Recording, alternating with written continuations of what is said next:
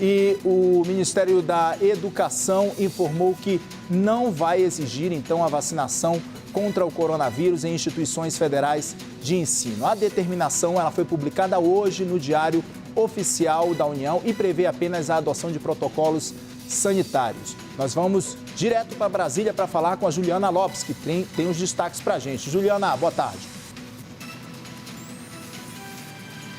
Exatamente, Kenzo. Hoje um despacho assinado pelo ministro Milton Ribeiro traz exatamente isso. Ele afirma que a vacinação, a exigência de um comprovante de vacinação torna a vacinação obrigatória, mas isso não está previsto em lei. Nós temos posicionamento de algumas instituições, daqui a pouquinho eu explico melhor.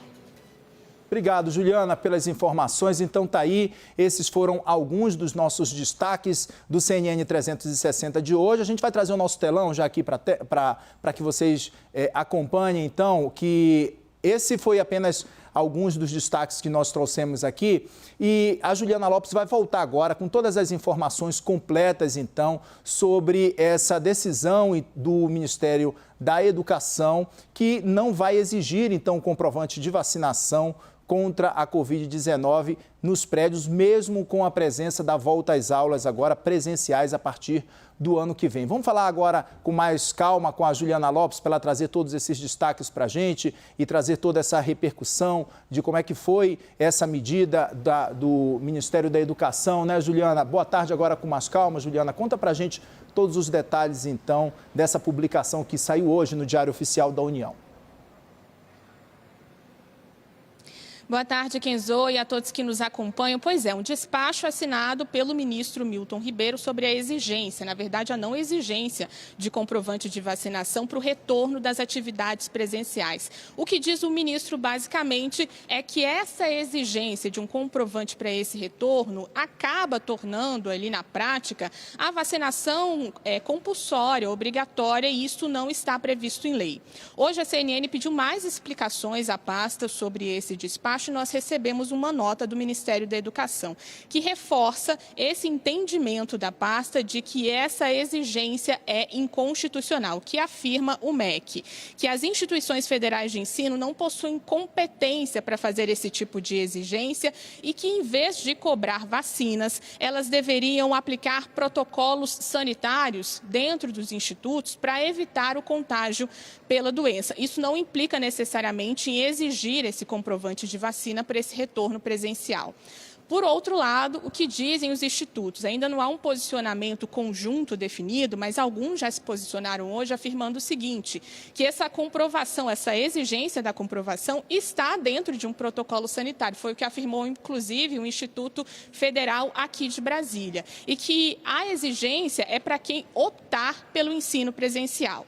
Hoje nós conversamos com a associação que representa os dirigentes desses institutos de ensino. O presidente Marcos Davi conversou com a CNN e afirmou o seguinte, que um posicionamento ainda vai ser definido de forma coletiva, mas ele reforça que é importante que o Ministério da Educação e o governo respeite a autonomia das instituições. Nós separamos um trecho dessa entrevista. Vamos acompanhar.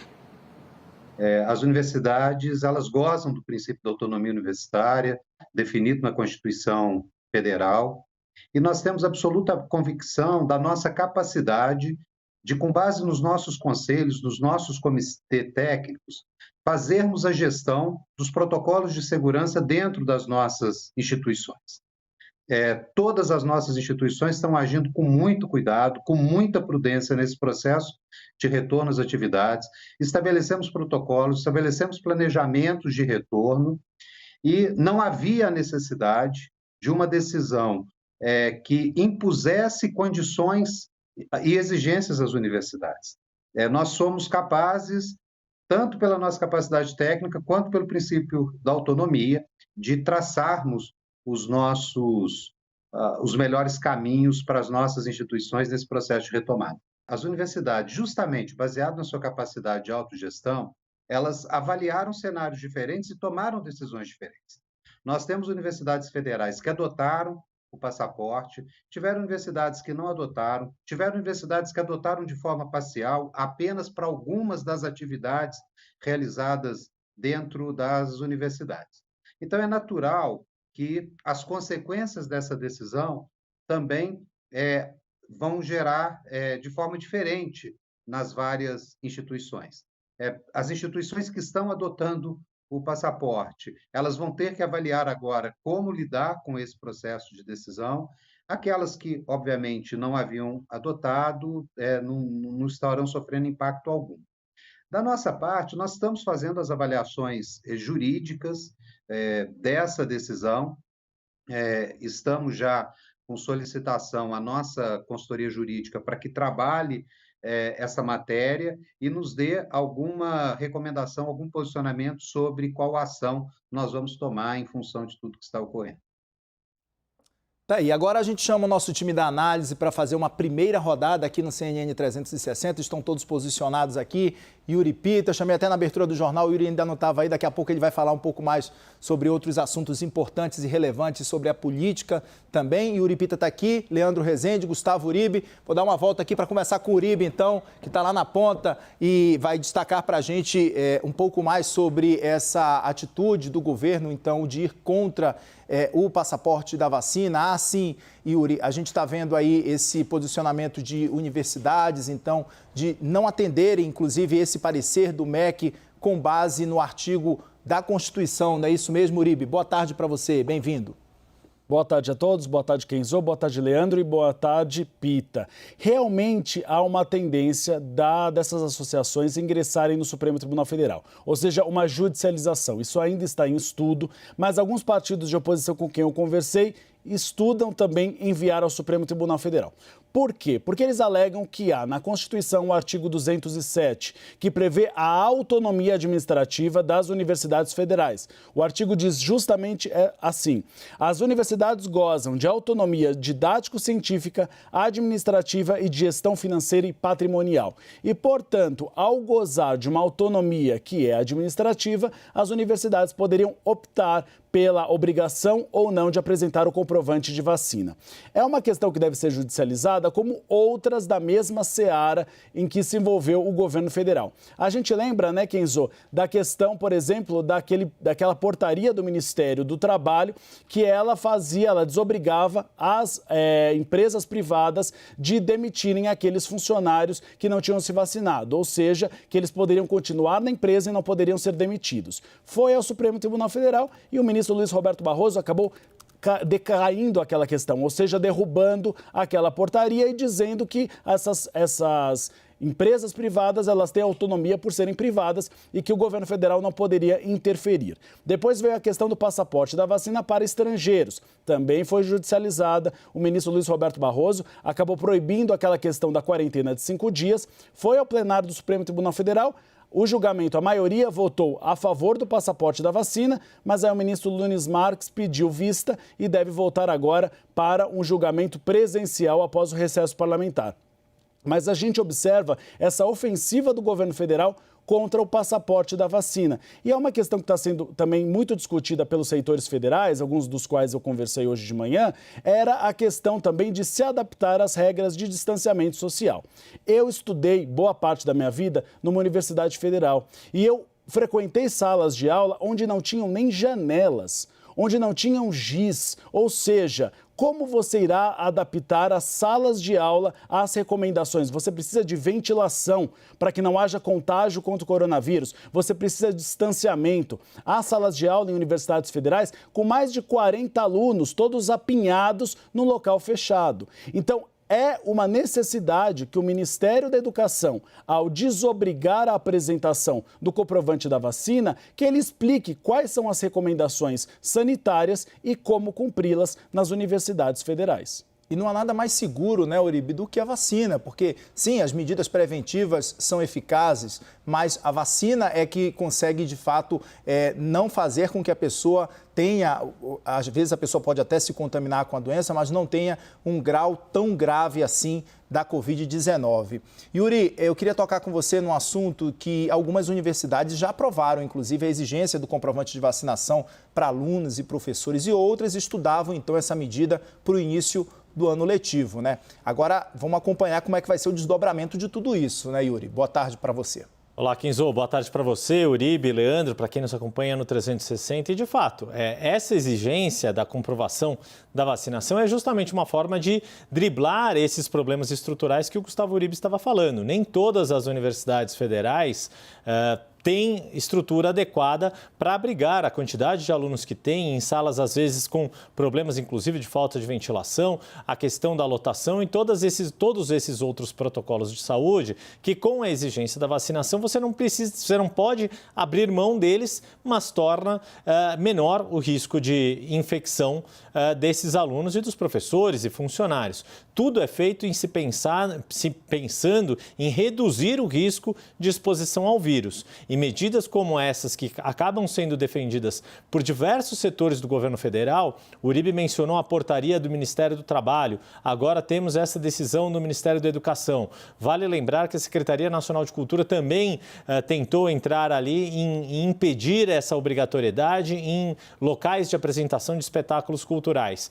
Tudo isso vai mostrando que o compromisso do governo federal é muito mais com esta bandeira político-ideológica de se dizer a favor das liberdades e dizer que exigir o comprovante de vacina fere a liberdade, mas o próprio governo adota uma série de medidas que são arbitrárias, que são de mando em cima de uma série de instituições, sejam públicas, sejam privadas, as empresas, as universidades, que, como bem lembrou o Uribe, têm autonomia, principalmente depois de tudo que aconteceu no regime militar, ou seja, tem todo um arcabouço legal para que todas essas entidades, privadas ou públicas, tenham algum grau de autonomia, e o governo, que diz defender as liberdades, quer reduzir essa autonomia para que eles decidam se exigem ou não o comprovante de vacinação, para que eles decidam se querem ambientes mais ou menos protegidos em relação ao vírus da Covid-19.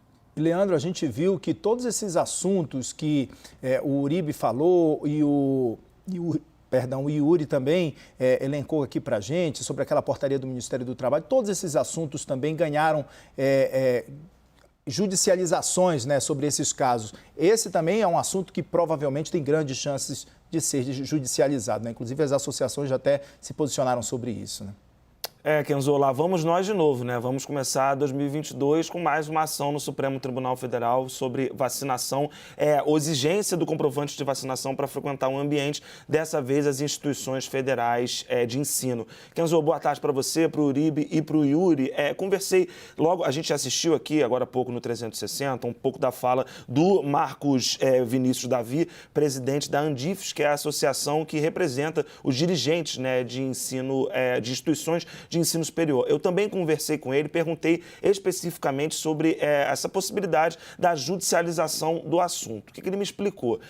A decisão, essa portaria do MEC vem agora, no dia 30 de dezembro, um momento que é difícil para que a diretoria da Andifes tome uma posição, mas já no começo de 2022, ou seja, no comecinho da semana que vem, ele pediu, né, para que a assessoria jurídica da Andifes dê um parecer, mas ele entende de que esse assunto pode ser, sim, questionado no Supremo Tribunal Federal. O que ele está tentando fazer é marcar uma reunião dos reitores das instituições de ensino superior, das instituições federais de ensino, para poder tirar uma posição da Andifes e a Andifes apresentar essa ação no Supremo Tribunal Federal para que as universidades possam exigir o comprovante de vacinação. Como ele mesmo disse, várias já adotaram, né, o passaporte de vacinação, o que faz, na avaliação do Marcos Vinícius Davi, que essa portaria do Ministério da Educação, ela possa criar aí um problema, porque a partir da semana que vem, segundo me disse o diretor, presidente, né, da Andifes, já tem universidade que vai voltar à sua vida normal, começando ali a se preparar para o ano letivo, quem está terminando o ano letivo,